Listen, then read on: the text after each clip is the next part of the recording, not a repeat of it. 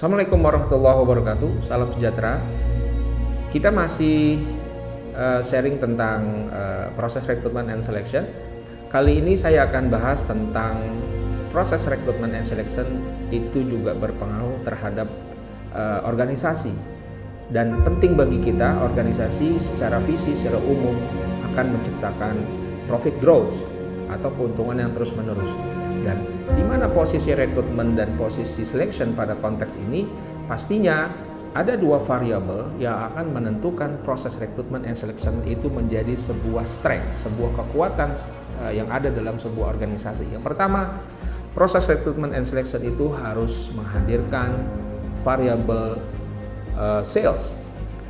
Apakah variabel sales ini? Variable sales adalah orang-orang yang nanti kita olah atau yang kita proses dalam proses selection harus dipastikan adalah orang-orang yang harus menciptakan variable sales yang menaik atau orang-orang yang punya kompetensi, bukan orang-orang yang tidak punya kompetensi. Konteks yang kedua adalah variabel yang harus kita hadirkan ada variable cost, dan ini harus turun. Ya, sekali lagi variable sales harus menaik, orang-orang yang punya kompetensi harus lebih kompetensinya kepada orang-orang yang sudah ada kompetensi di perusahaan.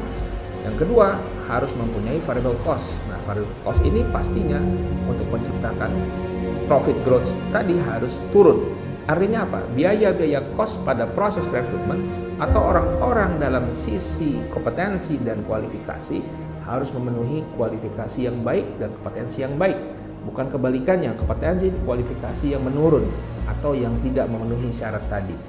Karena bagi kita harus menciptakan orang-orang outstanding people, bukan hanya average people atau apalagi orang-orang yang below performance, dan ini merugikan dan tadi akan menambah variable cost tadi.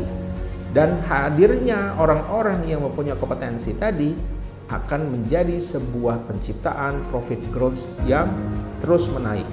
Jadi keseimbangan antara profit growth harus menghadirkan dua variabel. Yang pertama sales naik dan yang kedua cost harus turun. Inilah teori dasar tentang proses penciptaan keuntungan dalam perusahaan.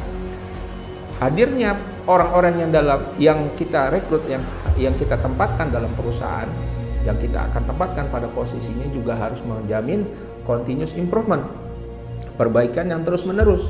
Artinya, jangan hadirnya orang yang baru sama dengan hadirnya orang yang lama. Artinya, kompetensi orang-orang yang baru harus melebihi kompetensi orang-orang yang lama.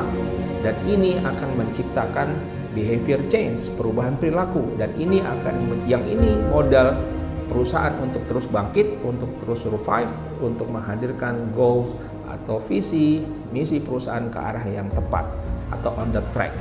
Maka dari itu, pastikan sekali lagi variable sales dan variable cost ini bisa kita seimbangkan dalam proses recruitment and selection agar tercipta variable sales dan variable cost yang seimbang, dan pastinya kita akan meraih profit growth yang memungkinkan kita bisa mencapai keuntungan yang terus-menerus.